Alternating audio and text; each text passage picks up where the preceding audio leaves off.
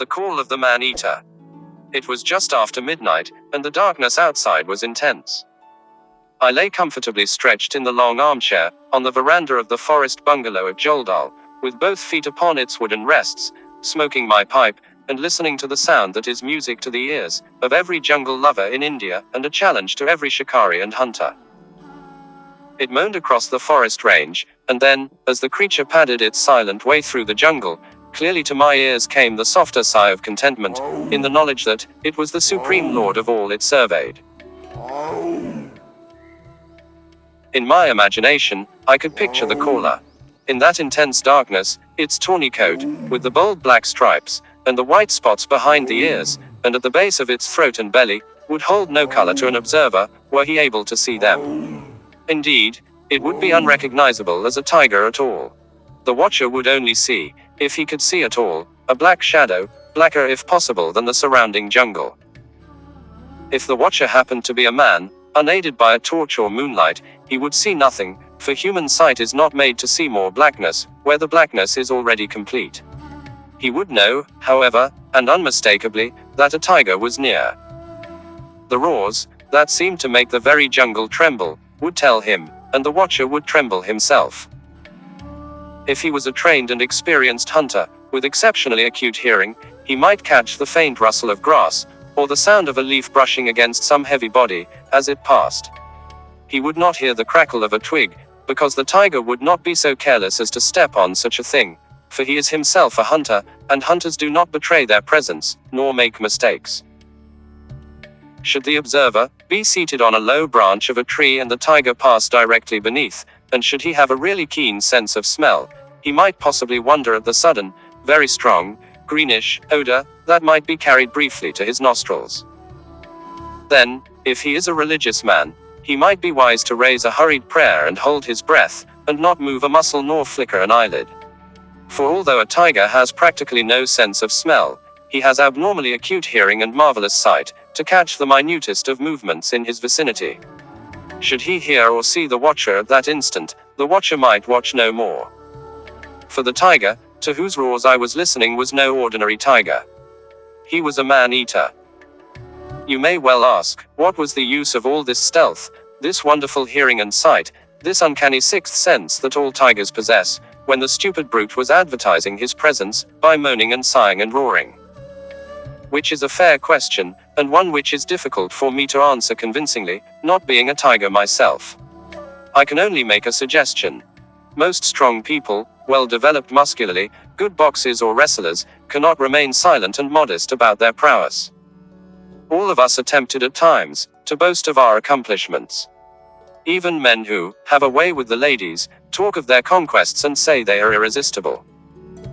Perhaps the tiger is just such an egoist, announcing far and wide that he is the unvanquished, the fearless, the all-conquering lord of the jungle, and finds joy in hearing his own challenge echoing across the hills and valleys, the glades and thickets of the forest, knowing full well that every living thing that hears him will fear and tremble and hide.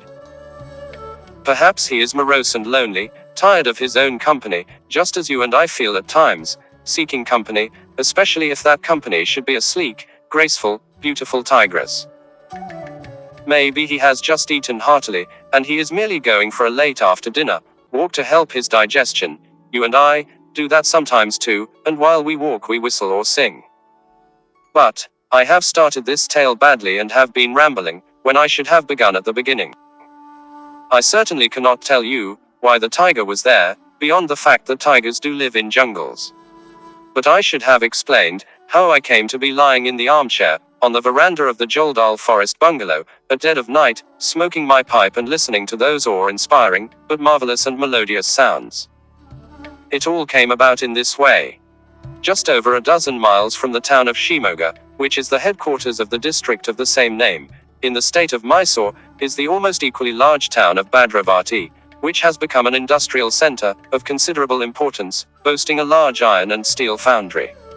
The iron ore, mined at a place named Kemangondi, some miles away on the Baba Budan mountain range, is conveyed downhill by a succession of cable buckets to the works at Bhadravati. Fuel is provided by charcoal from wood, constantly felled in the extensive surrounding forests. The glow from the blast furnaces of Bhadravati is visible for many miles, reddening the horizon and reflecting against the clouds in the sky. Joldal is about 15 miles from Bhadravati, on a road that leads more or less eastwards to Cheetal-Drug. It is completely surrounded by dense jungle, and boasts a delightful forest department bungalow. About 10 miles southwest of Joldal, and also in dense forest, is another forest bungalow, slightly less picturesque. This is situated at a place called Gunja. I had often camped at Gunja in the old days. It is a pretty spot. But the only word to describe the road that leads directly to Gunja is vile. It branches off to the east from the main road, from Bangalore to Tarikeri and Bhadravati, about 5 miles before reaching Bhadravati. From that point, it is no longer a road but a cart track, and a very bad cart track at that. I have negotiated it in my Model T Ford in early years, and in my Studebaker since then. In all its 20 miles, my sympathies and unstinted praise have gone to Henry Ford and the Studebaker brothers. My nerves were at breaking point all the time, yet I never broke a spring or an axle on any of the trips I made there. At the Gunja bungalow, there lived a very hard-working and obliging caretaker, who did all he could on every occasion to make my stay comfortable. This caretaker had a lovely little daughter. She was about 12 years old when I first met her, and she was very interested in watching the cars, and in scanning my firearms at a respectful distance. Also, like her father, she was very helpful. She would fill her water pot at a spring nearly a furlong away, and carry the load to pour into the old zinc tub in the bathroom of the bungalow, for my use. This child grew up into a lovely girl of about 17 years. Her father had, customarily and painstakingly, made all the arrangements for her to marry a respectable villager at Joldal, and the marriage was soon to take place. One day she took her water pot to the spring, to fill it for the use of her father and herself. They lived in the humble outhouse, known as a go-down, sandwiched between the kitchen and the garage at the rear of the forest bungalow. But she never returned. For, as she stooped to dip the pot in the spring, the man-eater got her. He carried her away, screaming, into the jungle that grows to the edge of the spring. Her father heard her. He had no gun. Grabbing a woodchopper as his only weapon, he gave chase, running as fast as he could, till he actually overtook the tiger. He shouted at it in Canaries, his native tongue, "Let go my child, you brute. I will slay you for this." The tiger heard and turned. He saw the man running behind. The cowardly streak, that is latent in the heart of every man-eater, filled him with fear. But the feebly struggling victim in his mouth, offered too tempting a meal to be so easily relinquished. So the tiger increased his pace, and bounded away into the jungle, while the poor girl's cries grew, fainter and feebler, and soon died away. I was later told by the bereaved man, that he never found his daughter's remains. There is no road connecting Gunja and Joldal, only a winding footpath, that creeps down densely forested valleys and across hills, for about 10 miles. Joldal itself, as I have said, is 15 miles from Bhadravati, on the road to Cheetal-Drug, and roughly northeast of Gunja. That road at least is quite a good one. I am told, that it was about 2 months later, that a little Muslim boy went fishing in the small lake, that lies about 6 furlongs from the cluster of huts, that form Joldal hamlet. He must have had quite a bit of luck, for a dozen fish, including murrel, catfish and small carp, were found afterwards in the basket he had brought, together with the 2 rods he was using. Fishing in India, by the way, is not done with reels, or by using bait such as spoons and fly. The rod is a thin length of bamboo, the reel a length of string, the float a quill, made from the wing feathers of a peafowl, horned owl or hawk, and the bait is an earthworm dug up in the ditch, by the wayside. Perhaps the luck he had met with had caused the boy to dally further into the evening, than he would have done had he caught fewer fish. He stayed till it was getting dark. But dusk is the time, when tigers come out. And the man-eater was no exception. The boy never returned home. 8 o'clock came, and it was time for food. His father and eldest brother, who knew he had gone to the tank to fish, took lanterns and sticks, and went to fetch him. Probably they intended to beat him with the sticks. They found the 2 rods and the basket of fish. But not the little boy. Instead, the light from their flickering lamps, revealed the pug marks of a large tiger in the ooze. The tiger had come out of the jungle, had slipped in the mud, and had gone back to the jungle. But not alone. The tiger had taken the boy with him. On the grass was something that looked black and shiny.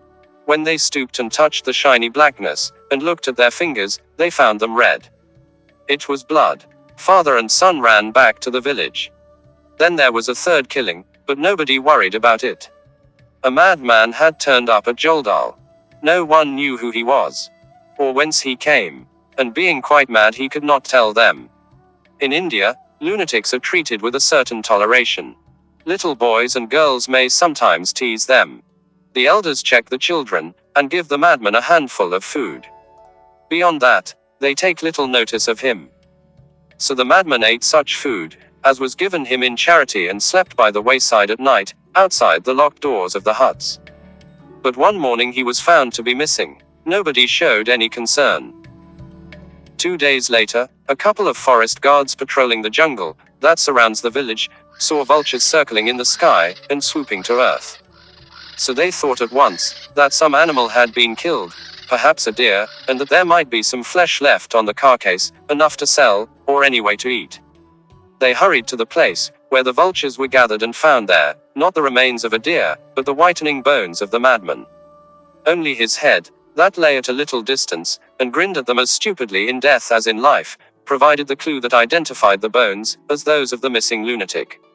Imprinted in the soft sand around the head were the pug marks of a tiger, a fairly large one. I had not even heard of these killings, till a friend of mine, who had been motoring from Cheetal to Badravati, stopped for a couple of days at the Joldal bungalow, to do a little hunting. There he heard about the tiger and its 3 victims. The bungalow caretaker at Joldal, being distantly related to his counterpart at Gunja, had told him that the first victim had been the promising daughter of the man who looked after the Gunja bungalow. When he returned to Bangalore, the gentleman told a friend of mine all about it. Knowing I am in the habit of following up such information, Joe Thompson, the friend in question, passed the story on. The death of the girl, whom I remembered so well, prompted me to write a letter to the forest range officer at Joldal, asking for details and particularly whether the rumor I had heard that the daughter of the caretaker at Gunja had been the first victim was really true. His reply, 5 days later, confirmed the sad tale. So, I went in the Studebaker direct to Joldal, where I learned the story I have just related. That had been 48 hours earlier. Since then, I had walked to Gunja by the 10-mile footpath and met my old friend, the caretaker, there. He wept bitterly as he recounted his daughter's tragic end. I promised him that I would try to avenge her, and asked him to let me know at Joldal, should he hear or see signs of the tiger, within the next week. He had suggested that I should camp at Gunja, but I said I preferred Joldal for 2 reasons. Firstly, there had been 2 killings there. Secondly, the Studebaker was available for quick transport and the roads were usable. Then I returned by the same path to Joldal. I had been sleeping inside the bungalow that night, when I awakened shortly after midnight to hear the tiger calling in the jungle, and I had come out to the armchair on the veranda, to smoke and think and listen to that awesome sound. As I heard it, I could not refrain from thinking back a few years to the happy face of the pert little girl, who had been so interested in my cars and my guns each time I visited Gunja, who had fetched water for me of her own accord, who had grown into a handsome lass on the eve of marriage, who had now fallen prey to the magnificent but cruel beast, to whose call I was at that very moment listening. It came again. Involuntarily, I shuddered. The sound faded into the distance, and as far as I could judge, the tiger was going towards Gunja, probably walking along the very footpath that led there. I determined to check this first thing in the morning, and fell asleep as I thought about it.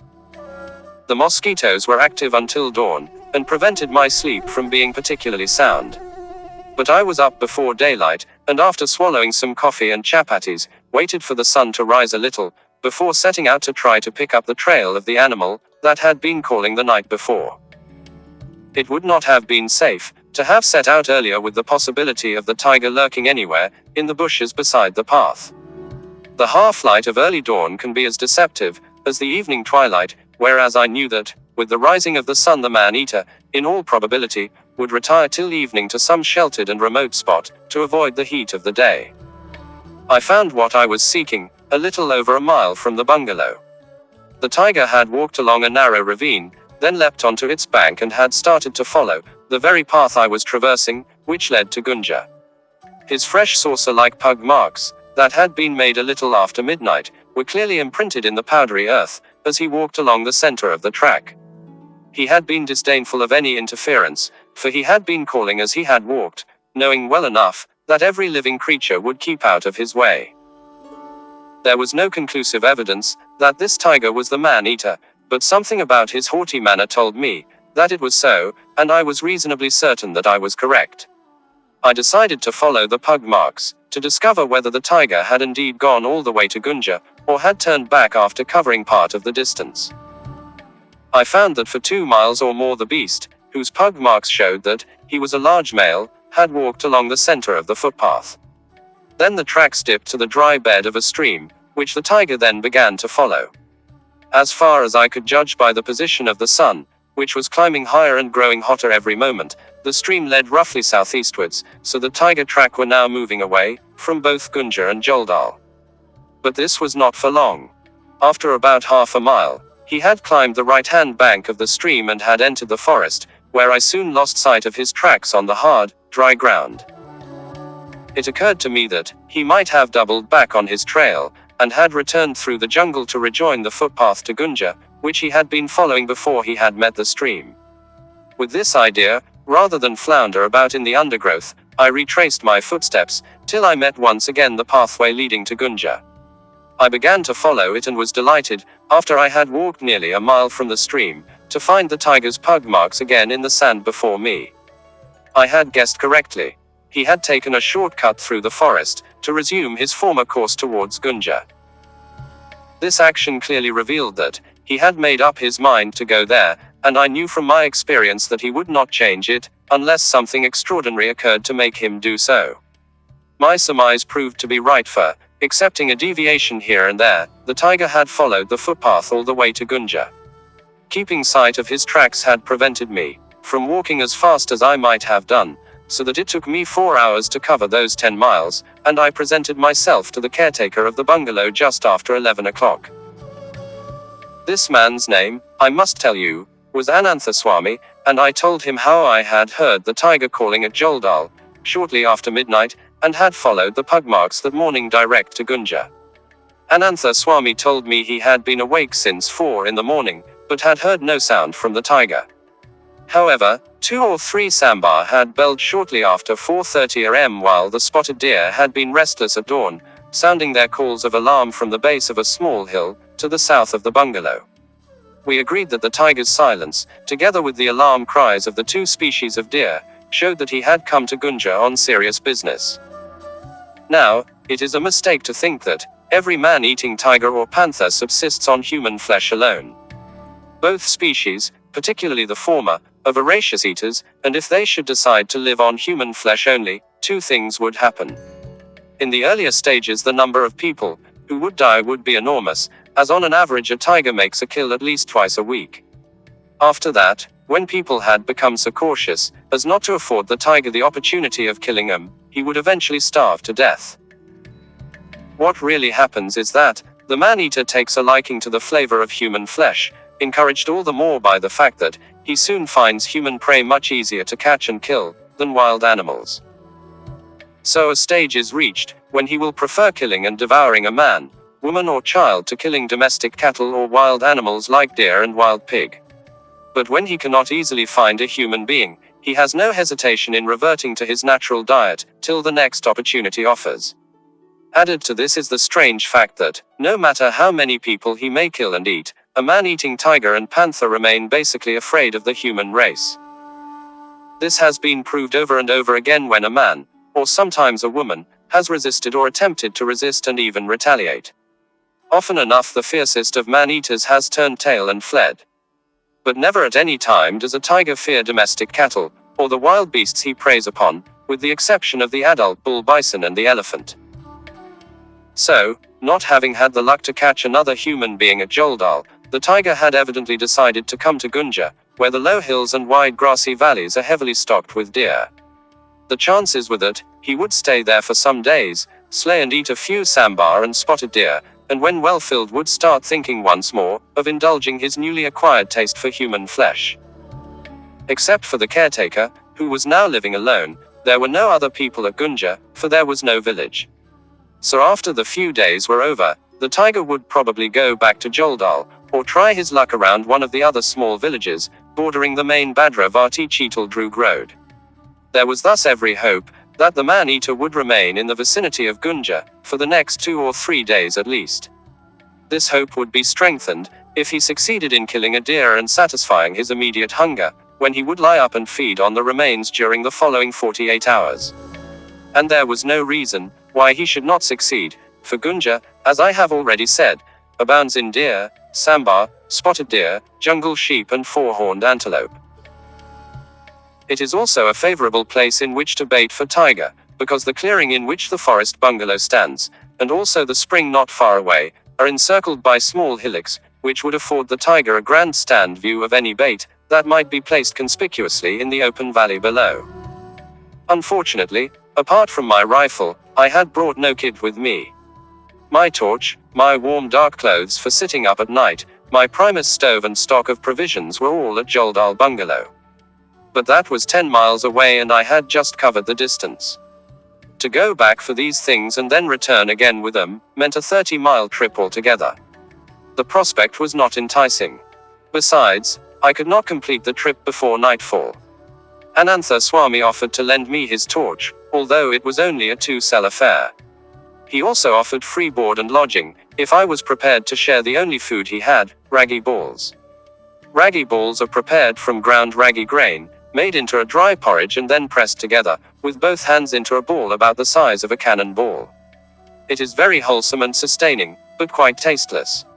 Having accepted his invitation, there was another and greater snag to be overcome. Anantha Swami had no animal of any sort to tie up as bait. He did have a dog, a rank mangy cur. But a dog is useless as bait for tiger. Besides, as a dog lover myself, I refused to use one as bait under any circumstances. There was one more question. Was I not being rather over-optimistic? How did I know for certain that the tiger I had followed was the man-eater? He might be just a normal, extremely well-behaved and inoffensive game-killing and cattle-lifting beast. I talked the whole thing over with Anantha Swami. His dark eyes glistened with pleasure when I accepted his hospitality and said I would stay with him for a couple of days. He said he was sure the quarry was the man-eater, because there were no other tigers in the vicinity at that time. As for bait, he said that could easily be solved. He would himself sit or stand in the open as bait, while I hid under cover or on a tree mashan to shoot the tiger, if possible before it leapt upon him. And in the same breath he said, "Don't think, Darai, that I am doing this for your sake. Don't think I am doing it because I am brave and have no fear, for I am terribly afraid too. But I am doing it, and doing it cheerfully, in an attempt to avenge my little daughter. She was everything to me, all I had in the world after her mother died at childbirth and her elder brother, just a little later, of smallpox. I will gladly sacrifice my life to bring about the death of her cruel slayer." His simple and magnificent courage was touching and affected me deeply. But this was no time to indulge in sentiment, nor did I want a brave man's blood on my hands.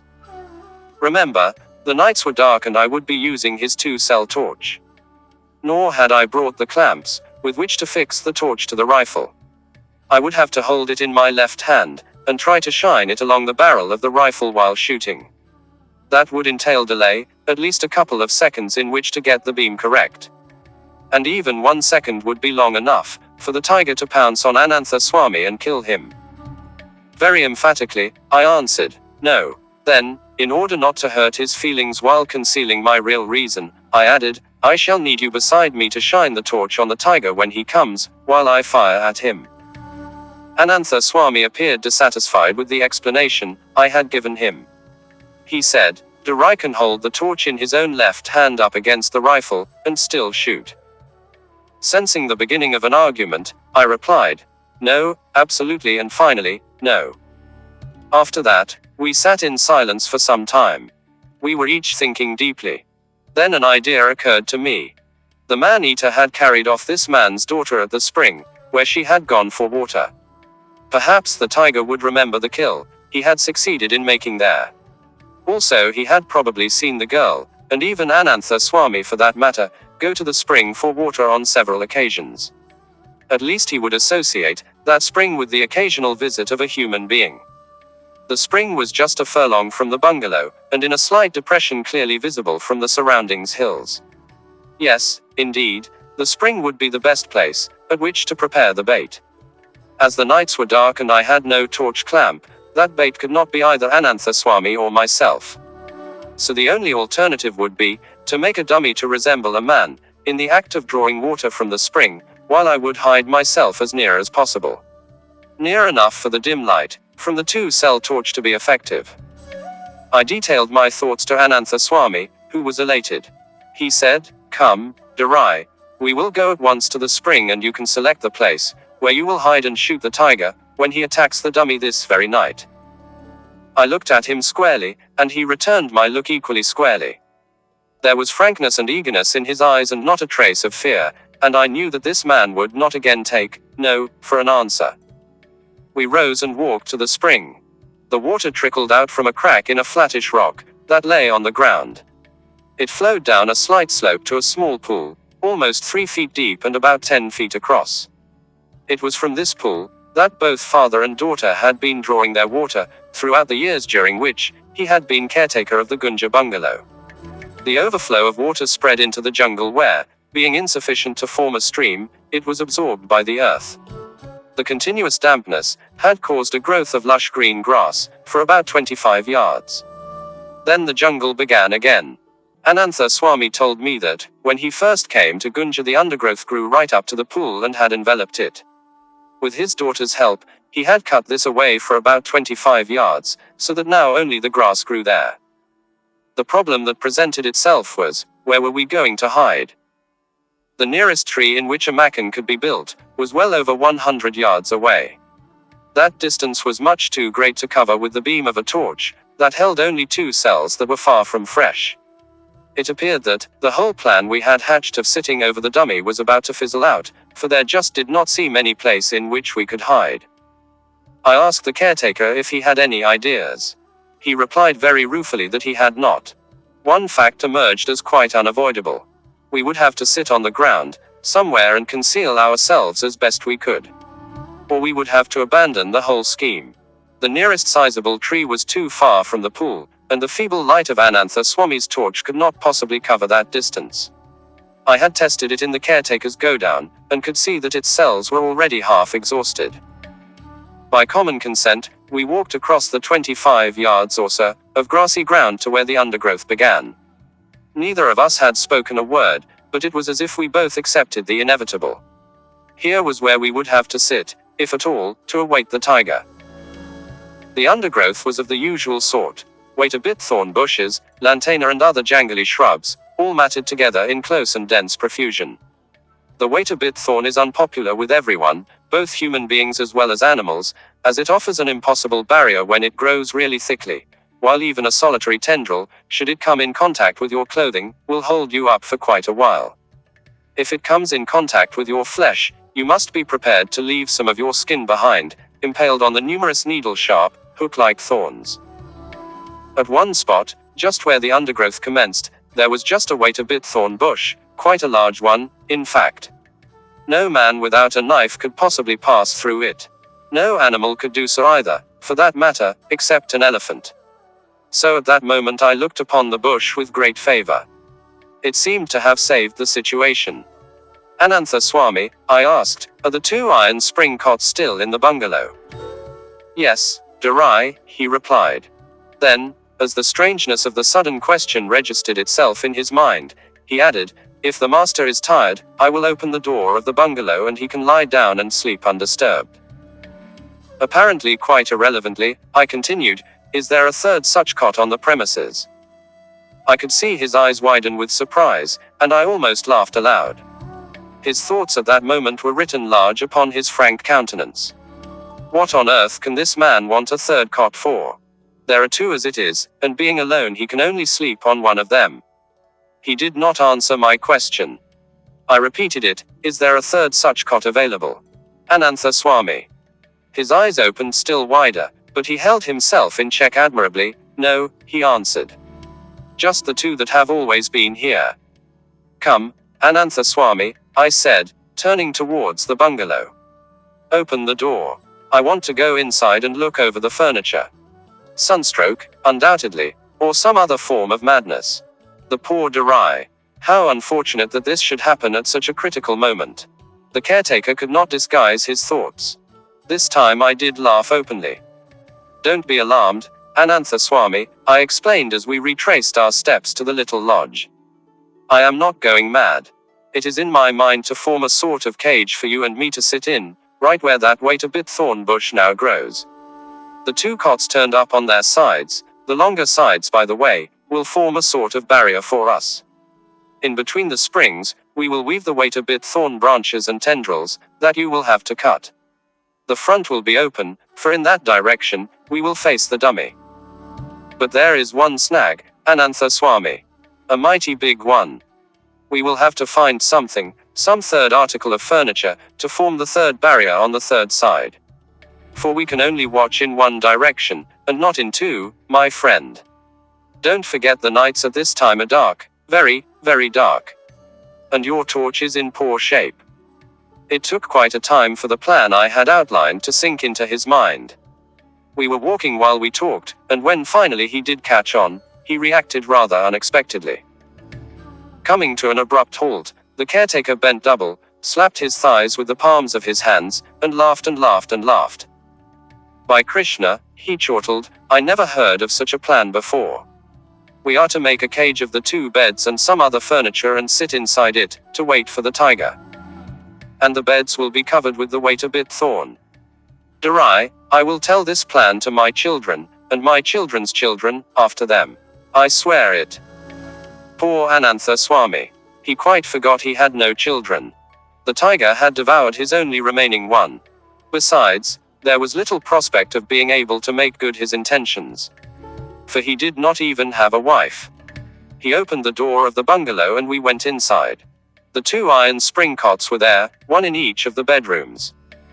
The other furniture consisted of a large dining table, two smaller tables, two dressing tables, one with a cracked mirror and the other with no mirror at all, one fairly larger mirror, the usual armchair common to all bungalows, and about half a dozen old, wooden-bottomed chairs. In the bathroom was an ancient zinc tub, a brass wash basin on an iron stand, and a towel rack. There were no commodes. For purposes of that sort one had to go outside to a mud-walled latrine, where there was a hole in the ground topped by two flagstones. I looked at this array of furniture with sinking feelings. For one thing, the mirror was too massive, and the two of us could not carry it for a furlong to the spring. The small tables were too small. So we had to choose between the dining table and the armchair for our third barrier. The dining table was certainly the safer and more sturdy alternative. But the trouble lay in the fact that its flat top, when laid sideways, could not easily be hidden by the thorns or even with leaves. It would prove a very conspicuous object that would not only arouse the suspicions of the tiger, but might frighten it off altogether. But at least the shape of the armchair lent itself to a little disguising. We will take the armchair, I decided, explaining my reason to the caretaker. I looked at my wristwatch. The time was 12:25. If your raggy balls are ready, Anantha Swami, we will eat them. Then we must set to work. We have a terrible lot to do. I ate half a raggy ball. It was as much as I could manage. Swallowing the tasteless stuff was aided by frequent gulps of water. But Anantha Swami ate too. Then he put water in a degshi and left it over the remains of his fire. This was to make tea when we returned. We would need it then, we certainly would.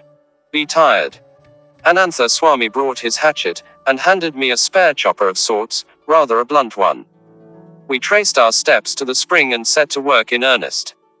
First, we cut down the wait-a-bit thorn bush, a task that left us bleeding from many scratches, and perspiring from our exertions. Then we went about 200 yards away, and cut undergrowth of the same nature as that, which was growing at the place where we intended to sit up. This consisted of lantana and other bushes, but certainly no more weight a bit thorn. We carried, but not dragged, this stuff to where we had cut down the thorn bush. Dragging would leave a trail that might make the tiger suspicious.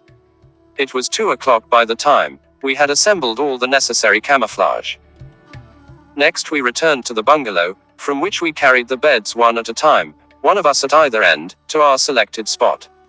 The rear would naturally be the weakest link in our defense. There we laid one of the cots on its longer side, legs facing outwards. The second cot we placed on its side at right angles to the first, its legs also facing outwards. Then we returned to the bungalow for the armchair, which we took back and laid on its side, again with legs facing outwards, on the third side of our rough cage, the side facing the bungalow. This we did because we knew it was the flimsiest of our 3 flimsy barricades, while it was least likely that the tiger would approach from the direction of the bungalow itself. The fourth side of our square was of course open. It faced the grassy patch before the pool, where we were going to place our dummy. Now began the painful task of threading the branches and tendrils of the wait-a-bit thorns into the springs of the 2 cots, and between the legs and through the cane work bottom of the armchair. To conceal the outside of the 3 articles of furniture completely, we added the undergrowth we had cut and brought from 200 yards away. It soon became evident that we did not have nearly enough camouflage to do this task effectively. We had to make another half-dozen trips for more, and even then we had barely enough. Anyway, the task was finished by 4 p.m. Looked at from a distance and from various angles, our zareba appeared to be more or less the same wait-a-bit thorn bush that had been growing there a few hours ago. But I was not happy about it. It seemed too much like wishful thinking to accept to deceive such a cautious animal as a tiger with such poor and very obvious camouflage. Our only hope lay in making the dummy so realistic as to attract the tiger's attention and keep him from looking too keenly in our direction. Success I knew would also, to a large extent, depend on the angle from which he approached. If this was from either flank, there might be a chance that he would not notice our place of concealment.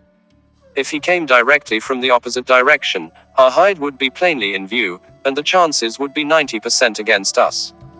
But if he came from behind and discovered us, what then? Well, we would not be long in doubt, anyway.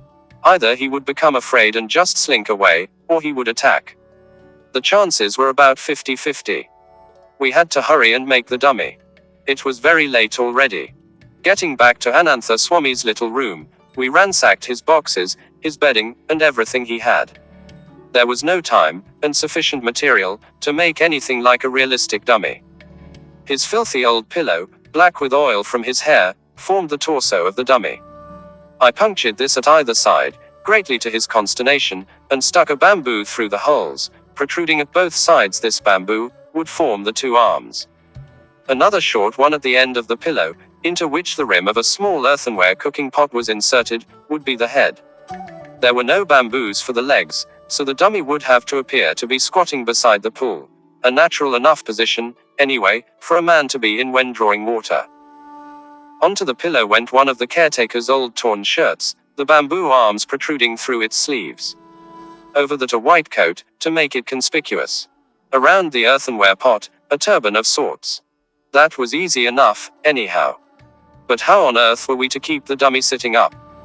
I looked around desperately. Then an idea struck me and I dived into the bathroom, coming back with the wooden cross member from the towel rack. A final hole at the bottom of the pillow, which was almost ruined anyway, and the cross member from the towel rack was forced through the cotton, past the bamboo that formed the arms, and through the opening at the base of the earthenware head, to reinforce the bamboo that was already there. That made quite a good neck. At least it was strong. It only remained to plant the other end of the cross member firmly in the ground. But it was 5 o'clock already. There was no time for food. Who wanted another dose of raggy ball, anyhow? And no time for tea. That was tragedy. In our hurry we forgot about the tea and the water became cold again. Bring the hatchet and the other chopper, Anantha Swami. Put on a warm coat, too. Don't forget the torch. And bring 2 water pots to make it appear the dummy is drawing water. Hurry, man, hurry. We hastened back to the pool, at the edge of which the caretaker scooped a hole in the ground with the chopper. I stuck the backbone of the dummy into this hole, and pressed the earth back firmly once more. We placed the 2 water pots on the ground, one on each side. My fizz fell loose, lo and behold. The dummy sat beside the pool. Very sincerely, we hoped that to the eyes of a hungry man-eater, it might appear like a human being, squatting there and drawing water. To my eyes, it looked only a ludicrous mess. One more look around, to see that everything was in order, then from in front we carefully stepped into our stronghold. We sat down, the caretaker to my right, while I was next to the armchair. I needed him to my right, as he was to shine the torch when the tiger came. For purposes of aligning the sights of the rifle, the light would be too far away if he had sat on my left, for I fire from the right shoulder. It was just 3 minutes short of 5:30 p.m., and I knew we should have been in position at least an hour earlier. We were facing east, and the sun had already dipped below the rim of hills behind us. In a few hurried and whispered sentences, I gave Anantha Swami his final instructions. On no account should you move your head, arms or legs. If the mosquitoes bite, blow 'em off. Don't slap at them. If you hear or see anything, nudge me gently with your left knee. On no account should you even whisper. If the tiger comes, I will tell you by prodding you twice. That will be the signal. It will probably growl when it leaps upon the dummy, and finds no flesh and blood beneath its talons. Then shine the torch, and keep it on the animal, whatever happens thereafter. Remember, you should not waver or let the torch go out. If you do that, we are dead men, because I cannot see in the dark and the tiger can. His reply was reassuring, do not fear, Durai. I shall not let you down. Certainly not, for Rajama's sake. Rajama had been his daughter's name. After that, we did not speak again. A green and red woodpecker tapped away with his powerful beak at the bole of a tree in the forest behind us. Then the belligerent little spurfowl began to quarrel in the bushes around. Said the challenging cockbird, and his challenge was taken up in all directions. The quarrelsome little cocks were just spoiling for a fight. Far away a coal, a member of the cuckoo family, issued his plaintive cry, calling for rain, as the jungle folk say. He screeched in rising crescendo. His cousin, the brain fever bird, also of the cuckoo family, decided that the call of the coal was nothing to the crescendo he could raise, if he really tried.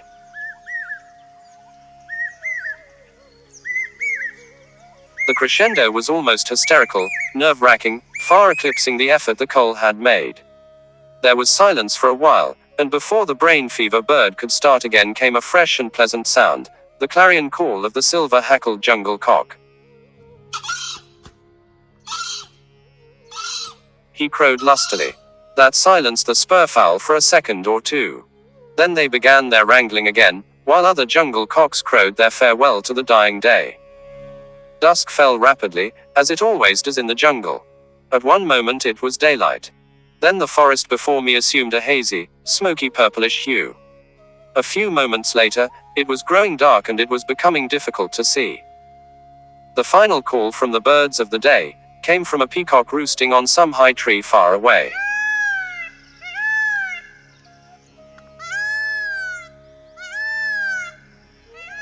He cried, and his cry was hauntingly sad. As if to assert that the time for the peacock to be active was now over, a bird of the night gave answer, while it flitted like a bunch of brown soft feathers, into the long grass before me. My little friends, the Ijaz, were active and on the wing once more. A moment later it was night. I have often noticed that the final calls of day birds are answered by the early cries of the birds of the night. Then for a while comes total silence. The day birds have gone to sleep, while those of the night are undoubtedly too busy feeding, except for the small insect-eating bats that flit swiftly overhead as they utter their sharp squeaks. I was grateful to the little wood cricket that started chirping almost at my feet. The stars shone brightly now, the evening star being prominent among them. The sky was cloudless and of a gunmetal hue, a perfect setting for the myriad twinkling gems that shone so serenely, the incomparable lamps of heaven. There were other scintillating gems too, that moved and flitted in the jungle about us. Now here, now there, now gone. But only to reappear. They were the fireflies, that hung momentarily in the heavy all-pervading blackness of night, only to be gone the next instant. Then they would momentarily reappear, to synchronize their flashes into one sudden, fleeting, instantaneous glare, bright enough to outline the trees far away. Once again they were gone, leaving the darkness behind. We sat motionless. By and by the mosquitoes came, humming and buzzing around us, till the air seemed filled with clouds of them. I could feel the faint but sharp pain as one after the other stung me, my face, my neck, my hands, in fact, wherever they could reach my skin. I blew gently against my own face, and tried hard not to move my head or arms. Fortunately, my pants, socks and shoes protected my feet. I could hear my companion blowing also, just as I had instructed him. It was very uncomfortable and trying, to say the least of it. But it was not dangerous. For these were not malaria-carrying mosquitoes. When such an insect stings you, it almost stands on its head with its tail in the air, and you do not feel the pain of the sting. By that very same token, how was I to know how many malarial mosquitoes had already stung me that evening, and how many more would sting me before the night was over? I glanced at my watch. It was nearly 8:30 p.m. There were many hours yet ahead of us. 10 o'clock came very, disconcertingly quiet, almost peaceful. It was as if there were no other living creatures out there in the darkness. But still, we knew that the most dangerous of them all lurked in the darkness, a man-eating tiger which had already accounted for several people. But did the silence mean that he had wandered away elsewhere? Was that the reason why we had heard no alarm calls from the frightened deer? It was a cheerless and depressing thought. As if to dispel such ideas, I heard a queer cry. Rather, I should say, a distinctive call, of a kind that I had not heard for quite a while now, and is not always heard in the jungle. Unmistakably, it was the cry of the lone jackal, the mysterious and unexplainable jackal, which the jungle tribes say has entered into partnership with a tiger or panther, guiding the carnivore unerringly to a victim.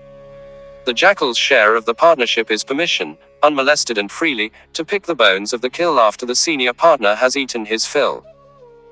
The jackal was drawing closer with each minute, and rapidly too, for his cry every time was louder and more distinct. I thought of the rest of the strange rumor, that no victim could ever escape this terrible and diabolical alliance, once the lone jackal had located him or her, and the hunt had begun. I shivered involuntarily, and at that instant felt Anantha Swami's left knee pressing hard against my right thigh. The knee was trembling very violently. I stared out into the pitch darkness, attuning my ears to catch the slightest sound. But I could see or hear nothing beyond that ghastly cry, that came nearer and louder with repetition. Had my companion seen or heard something? Or was he trying to tell me about the lone jackal? Undoubtedly, he knew the strange tale himself. Perhaps he was not aware that I also knew it. Maybe he was trying to keep me alert, as I had cautioned him not to speak or even whisper at any cost. I forced my mind to put aside all thought of the rumor, true or false, mere superstition or not. To me, now, just one hard fact remained. A jackal was calling strangely, not at all in his usual manner. It was coming closer each second, and would be near us very soon. It was up to me to try to find out if it was alone or was accompanied by another animal, perhaps only a pack of jackals like itself. Once again, and extremely close this time, came that weird cry. Did I imagine a note of malevolent gloating in it? Almost a chuckle of derision. A laugh of triumph. Angrily I checked these absurd thoughts and forced myself to be more alert than ever. After that, the weird cry was repeated no more. There was just silence, one could almost feel it. Heavy, oppressive silence, very heavy and very real. Anantha Swami was trembling violently. His knee beat a tattoo against my thigh. His whole body, which he had pressed against my right arm and side, shook as if with ague. I could hear him breathing hard, in short, sobbing gasps. I slipped my left arm across my lap, closed my hand over his kneecap softly and firmly, and then patted it reassuringly. I did not want a repetition of my experience many years before, at a place called Closepet, just 30 miles from Bangalore. That episode had been rather funny, with little danger attached to it. An experience of the same kind now, but under the present circumstances, would certainly not be funny. On the other hand, it might well be the last experience of this, or of any other kind, that either the caretaker or myself would ever have. A certain friend, who incidentally was a lady of some repute, had come to me wanting to shoot a panther. We had motored to Closepet, where we had arranged to tie up a couple of donkeys as bait. 2 days later, information was brought that one of them had been killed. We drove to the spot to find the donkey had not been tethered properly, with the result that after killing it, the panther had succeeded in dragging the donkey away from the foot of the tree, where we had tied it to a place where there were only bushes and no trees. So we were faced with the alternatives of sitting on the ground to await his return or going back to Bangalore without further ado. My acquaintance enthusiastically agreed to sit anywhere I decided. It was a certificate of high merit that the Shikari Thangavalu and his brother, whom we had brought with us, earned that day. For they built such a beautiful hide that the panther, when he turned up, never dreamed we were inside. Nor did we ever dream he was outside, or at least not for quite a while. That night, too, had been dark and moonless. We could not see each other in that dense, but marvelously efficient hideout. After some time, I began to hear a faint sound that came from the other side of the bush, and to the left of my friend, who was sitting to the left of me. Something rather rough gliding over something rather soft. What could it be? A snake? Bush mice? No. The first would rustle for a prolonged time. The second would cause intermittent, jerky noises as they scampered in the lantana. Could it be termites, eating the fallen leaves and dried wood?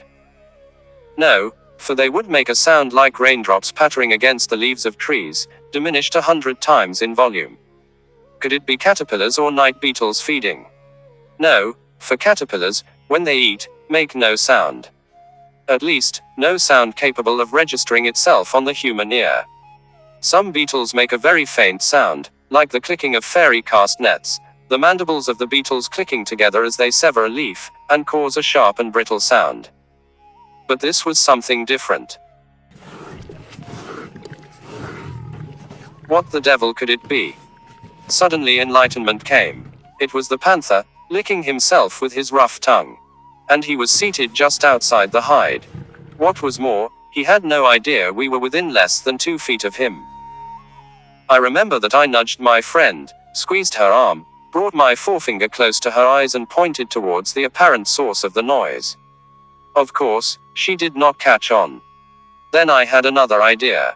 I dared not whisper, for the panther would have heard me. So, with my left hand I seized one of hers. I unclenched the fingers and turned the palm upwards. All by the sense of feel. I have often wondered what she must have thought had gone wrong with me, what she must have wondered was coming next. But I did not leave her long in doubt. With my right index finger, I started tracing capital letters of the alphabet on the palm of her hand. I traced a P, then A, then N, and then T and H. Then she caught on. And in real earnest. I have never seen a human being spring quite so fast, to a standing position from a sitting one. Literally. Like lightning, she threw herself into the air, tripped over me, and fell head over heels into the bushes at my back, giving me a nasty kick in my face with her boot. But that was not all that happened. Not by a long chalk. For the panther emulated her feat, and very creditably. Hearing what could only have been Satan himself, or whatever name Satan bears in the language of panthers, spring from the earth beside him, the panther did likewise in sheer alarm. He jumped into the air, somersaulted, and fell on top of the left side wall of our hide, next to which my companion had been seated, a split second before.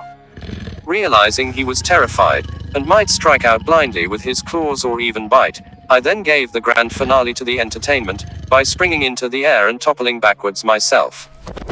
Well, it had all ended very happily and safely. We sorted ourselves out without getting too close to each other, at least, so far as the panther was concerned, and he was good enough to reciprocate.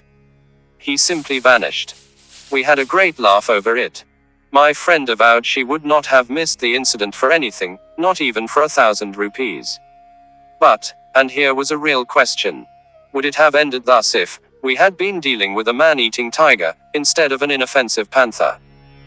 Coming back to realities and the present, I feared the caretaker's nerves might suddenly snap. He might do anything, jump up, cry out, or even scream.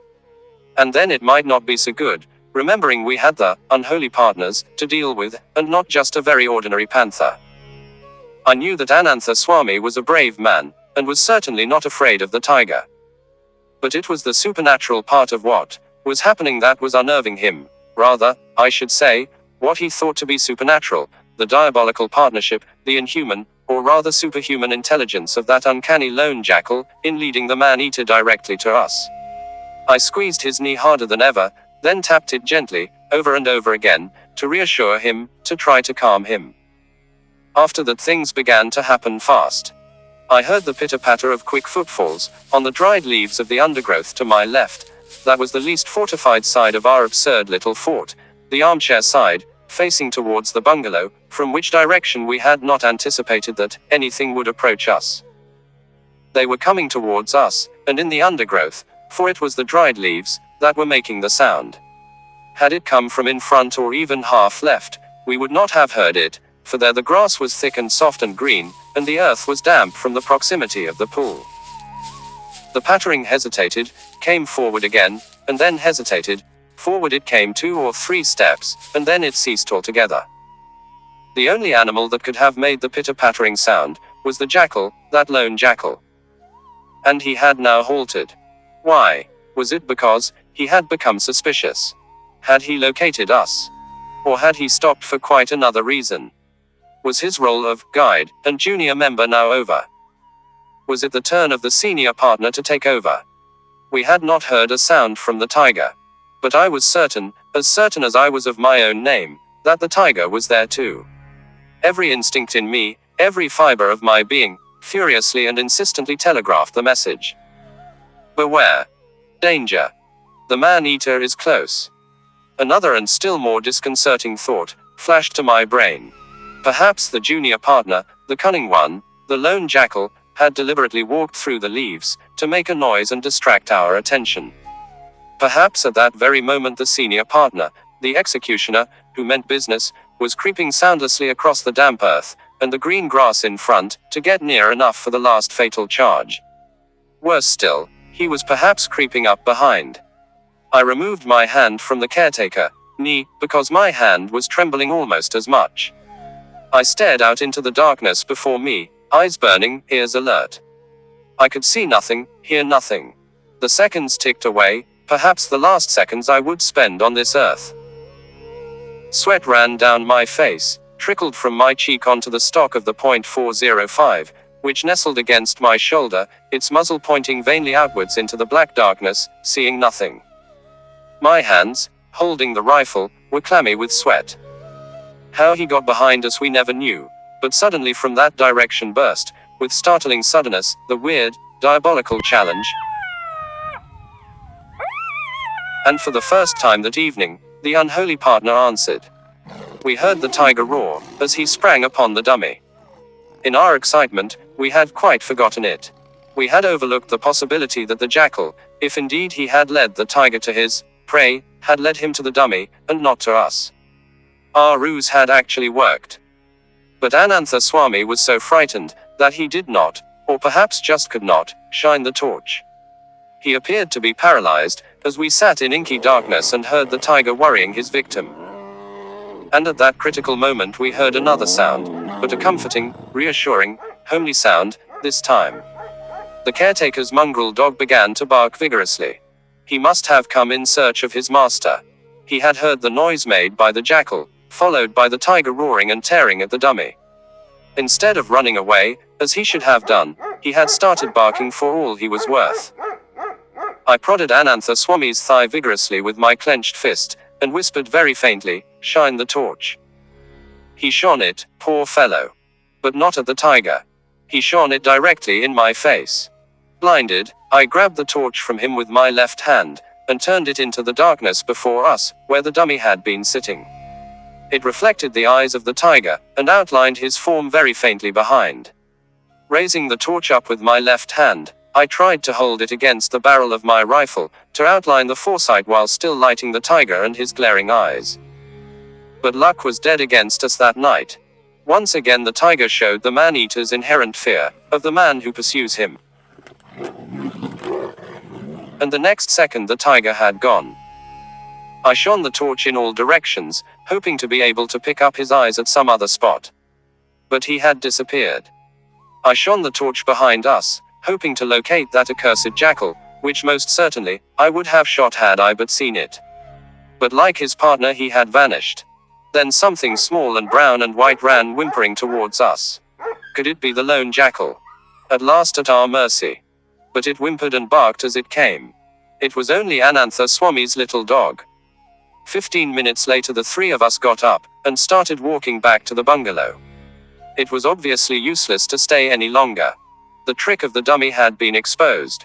Both tiger and jackal now knew that men were there, not unwary men, who would slay them first. So they had decided to decamp. As we walked back to the bungalow, I reversed the conclusion I had made only a few minutes earlier.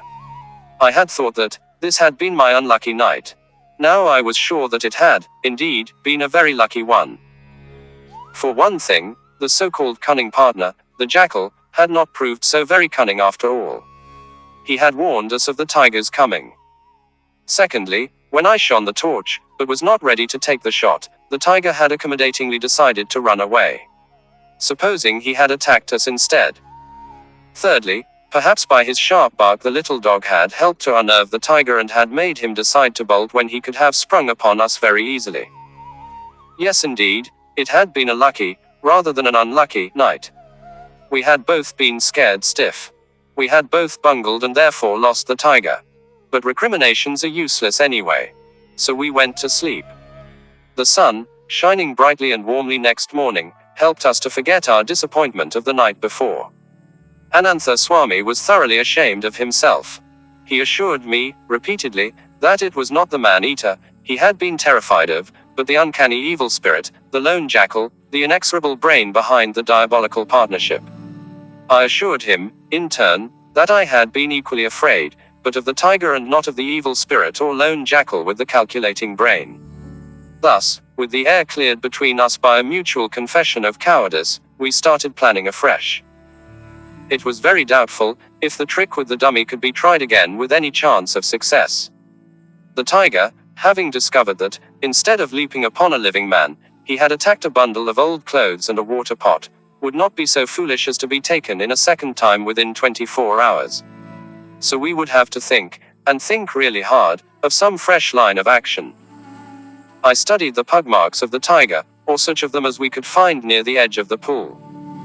He had leapt upon the dummy, and then slipped in the mud as it had crumbled beneath his weight, so that there were just two fairly clear impressions of his forefeet, probably at the spot where he had stood still for a second, while I had tried to align the small torch with my left hand, along the barrel of my rifle. They appeared to be of the same size as the tracks left by the animal I had followed the previous day along the footpath to Gunja. On the green grass he left no trail, while the jungle behind was dry and stony, showing no marks at all. One fact was evident. With or without the aid of the jackal, the tiger had been pretty hungry. He had attacked the dummy straight away, and that had left him more hungry than ever. He would have to eat, and soon. Therefore, either he must have killed some animal during the later hours of the night, or he would do so in the early hours of the night to come. As a rule, tigers do not hunt wild game during daylight, and there were no domestic cattle at Gunja. Alternatively, he had already left, or would leave the locality at sunset, because of his fright, and take himself elsewhere. Together we walked back along the footpath, to Joldal for about a mile. But the tiger had not returned that way. We went back to Gunja, and climbed up a knoll half a mile from the bungalow. From this elevation, we carefully scanned the sky, and it would betray the presence of a kill, if there had been one. But no vultures were to be seen in any direction. Midday found us much more disconsolate, and quite unsuccessful, and then we did what seemed a very silly thing. We rigged up the dummy afresh and sat in the same hide. This seemed silly for two reasons. Firstly, it was scarcely likely that the tiger would be taken in by the dummy a second time. But what was far more important, And what did not occur to us till we had actually taken up our positions, was the fact that, if the tiger did return, he would know where we were because of the episode of the night before. The spotted deer called shortly after 8 o'clock. The jungle at the foot of the knoll we had climbed that morning resounded to the sharp, frightened cries of alarm, and then the others took it up. Undoubtedly, they had seen or smelt the tiger. This caused our morale to rise greatly. At least he was still here and had not gone away. But, not a sound did we hear from the tiger himself, or from his partner, the lone jackal. 10 o'clock came, and once more it seemed the predetermined hour, for the curtain to rise on the tiger's activities. From a direction a little to the south of us, we heard an agonizing, pitiful scream, a shriek that was but twice repeated, ending on a muffled, sobbing note. An animal had just been done to death, probably a spotted deer or a young sambar. The tiger had succeeded in finding his meal. We made a mental note of the approximate direction, from which the sound had come. After that nothing happened for the rest of the night, nor did the spotted deer call again. Anantha Swami fell asleep after 2 o'clock, while I could hardly keep my eyes open. But just had to remain awake. For both of us to go to sleep would have been very dangerous indeed. As soon as it was light enough to see, we left the hide and started walking in the direction of the death call of the previous night. If we were very lucky, we might flush the tiger while still on his kill. But there was only one thing wrong with this plan. We had no idea where the kill really was, or where to look for it. We searched till nearly 9 o'clock. Then the sun began to get hot, and I was very tired. I had not slept the whole night, and had slept only half the night before that. So we went back to the bungalow. Anantha Swami started to cook his ragi balls, which I had begun to look upon more as cannon balls than anything else. Without waiting for this frightful food, I went to sleep. It was after 1 o'clock in the afternoon, when I awoke to find an unusually large ragi ball, left thoughtfully beside me on a plate with a bowl of tea, that had gone quite cold. Anantha Swami was curled up asleep in the further corner of the room. Resignedly, I nibbled at the glutinous, tasteless mess. If only it had a little sugar with it, or even salt. I turned to the cold tea and emptied the bowl, at least it had some flavor. Walking out on the veranda of the bungalow, I looked hopefully towards the south. No vultures circled in the sky. There was not a clue to lead us to the kill of the night before. And that meant that again, we could not plan any definite line of action for the coming hours of darkness. For one fact, I was grateful, however. Even if the deer the tiger had killed had been a fairly small one, and he had consumed it all, the chances were that he would linger for another 24 hours in the vicinity before hunger again drove him out to seek another kill. It was too late for me to walk the 10 miles back to Joldal, purchase a live bait, and bring it back to tie up before nightfall. That, I determined, was what I would do the following day. For that night there seemed nothing better to do than sit once again in our old hide near the spring, changing the position of the dummy this time. Meanwhile, as it was not yet 2 o'clock and the caretaker was still asleep, I decided to spend the next 2 hours of the afternoon in walking along some of the game trails that led into the foothills surrounding the little bungalow. I was sure the tiger had killed the night before, for both Anantha Swami and I had heard the victim's death cry. If only I could locate the spot before nightfall and sit up over it, there was reasonable certainty that the tiger would return. With this idea in mind, I once more walked south towards the hillock from which that dying scream had sounded. This time, I approached it from another angle, my attention divided between scanning any ground sandy enough to show pug marks and looking around for vultures or even a crow, perched on a tree to indicate the spot where the tiger had hidden the carcass. And all the time, I had to watch carefully where I was walking, avoiding passing too close to a thicket or bush that might conceal a tiger lying in wait behind it. For just as certainly as I was hunting him, the tiger, being a man-eater, would hunt me.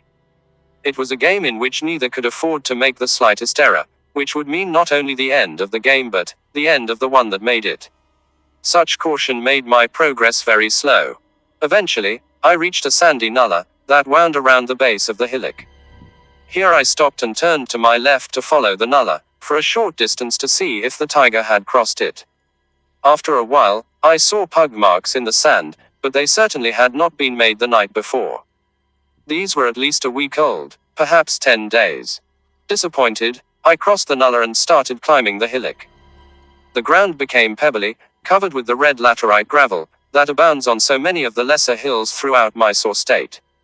Because of this, the vegetation became sparse, the undergrowth giving way to isolated valery plants, dwarf grass, and lantana mixed with prickly pear growing intermittently. I was glad of it because the tiger could no longer spring a surprise on me in this comparatively open terrain. By the same token, he would not have brought his kill up here, for there was nowhere to hide it. So, it was useless for me to continue my search. When I looked at my watch, I was surprised to find it was 3:20 p.m. I would have to hurry back, for we should arrange the dummy and be in our hide by 5. The return journey was quicker, for I did not look for pug marks or vultures, although I certainly continued to give a wide berth to large clumps of bushes or grass behind which the tiger might be hiding. It was just after 4 when I got back to a very anxious Anantha Swami. Fortunately, he had prepared some fresh tea, which I drank gratefully, although I could not respond to his invitation to try another raggy ball. We titivated the dummy a little, and carried it back to the stream. This time we did not put it at the edge of the pool, but on the grassy patch about 20 yards from our hide. This particular spot had no merit beyond being a few yards closer to our zareba, behind which we settled ourselves shortly after 5. Knowing that, in spite of the hours he had already slept that afternoon, Anantha Swami would fall asleep again by midnight, I asked him to keep watch till 7, when it would be dark, while I took a short nap, to prepare myself for an all-night vigil. Thus, it came about that I was deprived on that occasion of listening to the full-throated notes of the birds of the day gradually fall into diminuendo, giving place to the crescendo of calls of the birds and beasts of the night. I awoke tardily, with the caretaker shaking my shoulder. Above me, in the clear velvety sky, the stars twinkled serenely. It was inky dark, and I knew that Anantha Swami had had compassion on me and let me sleep beyond the time at which I had told him to awaken me. I glanced at my watch. It was 8:12 p.m. Gently, and as soundlessly as possible, I sat up.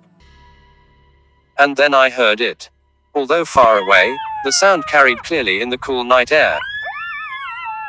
Involuntarily, instinctively, my hand closed on the stock of my rifle, as the old, frightening thoughts, born of the age-old jungle rumor, once more impinged themselves on my mind. The ghastly partners were on the prowl again. Would that uncanny jackal guide the tiger to us, just as he had done 2 nights previously? The answer came, almost like a spoken reply to my unvoiced thoughts.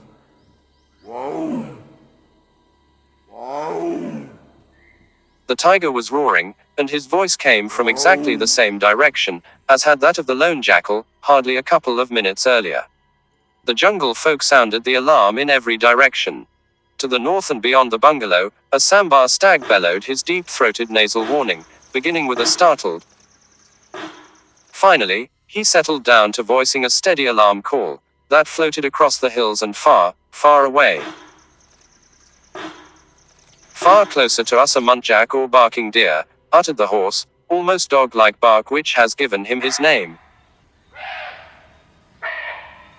Hearing the calls of fear, a spotted deer hind, hidden in the thickets behind us, screamed her preliminary warning, a grating, sharp, whistling-like sound. Then the stag, leader of the herd, took it up with a startled. Even a peacock, roosting and fast asleep on some distant bough, was disturbed. He squawked as he awakened, changing to his usual. The whole jungle was alarmed and alert. The frogs in the pool ceased their croaking. Even the crickets in the damp grass stopped chirping. Every living creature, big or small, thinks and knows the same thing. Beware. Tiger. Danger. But for us there was no fleeing. We were there with a set purpose, to destroy the man-eater. With tensed nerves and muscles, we awaited the drama that was to be played out in the next few minutes or hours.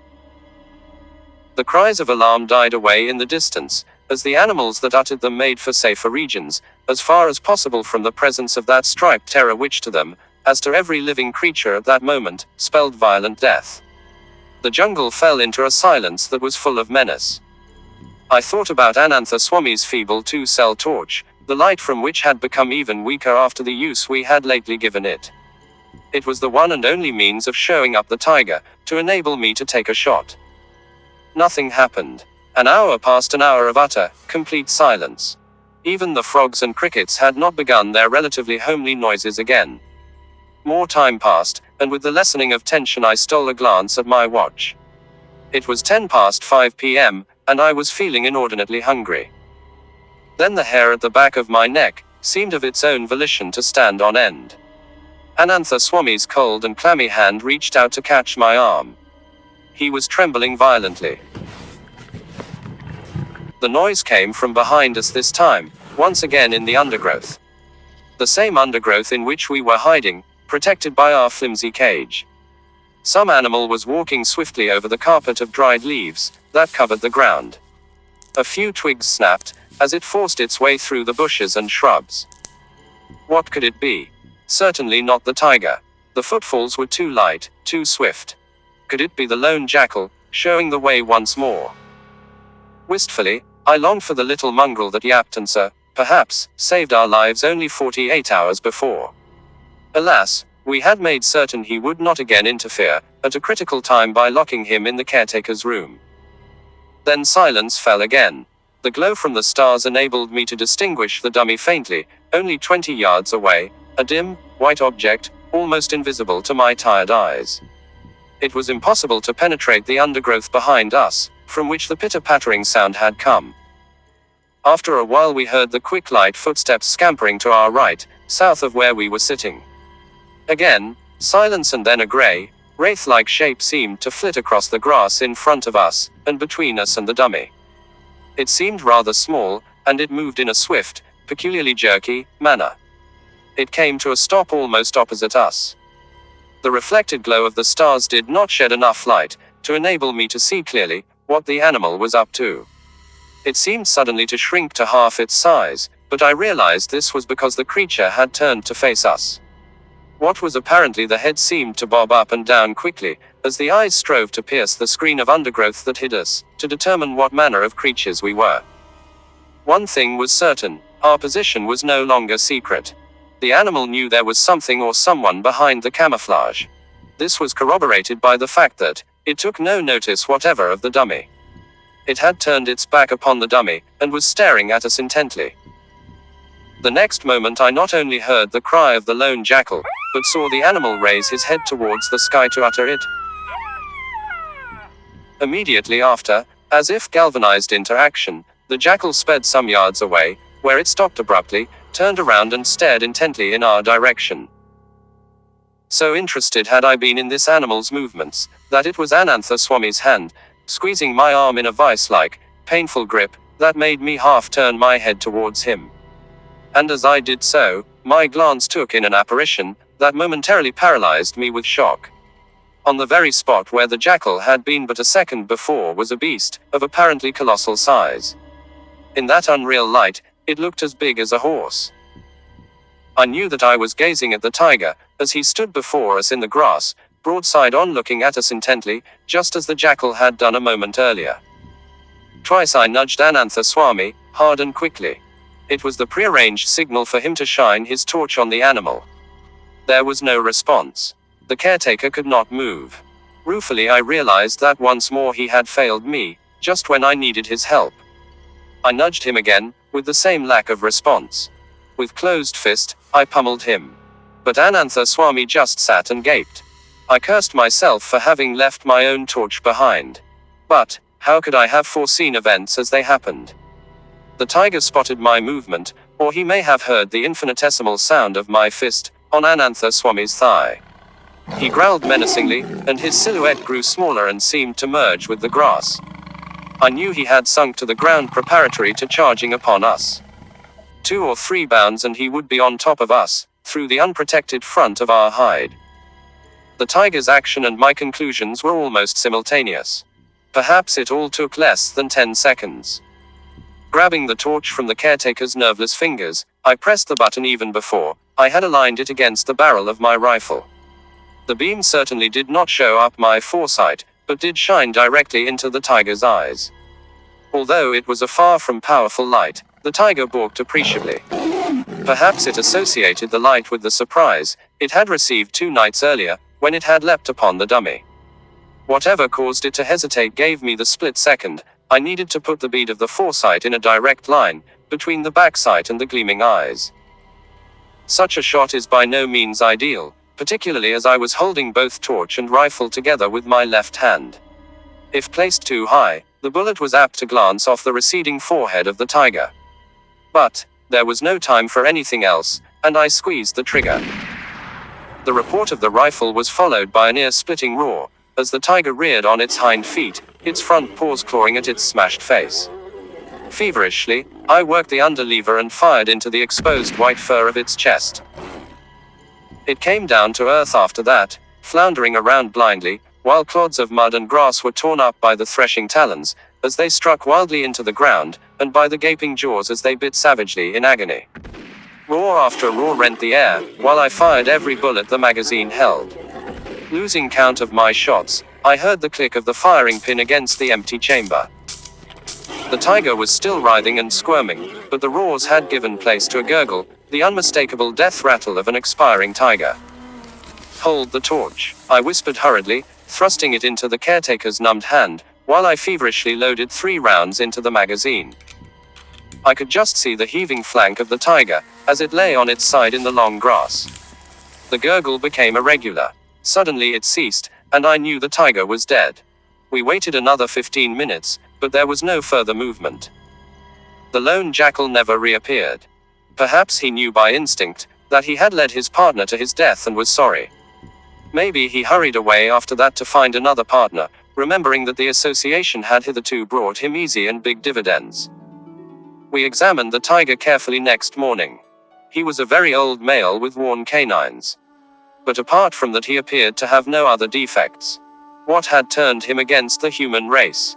Maybe it was just a whim in the first place. Perhaps he had felt old age creeping up on him, and had discovered a convenient way of procuring his food. Possibly, it was the jackal that had in the first place tempted him by leading him to easy prey, the caretaker's unfortunate daughter. Who can tell? The end.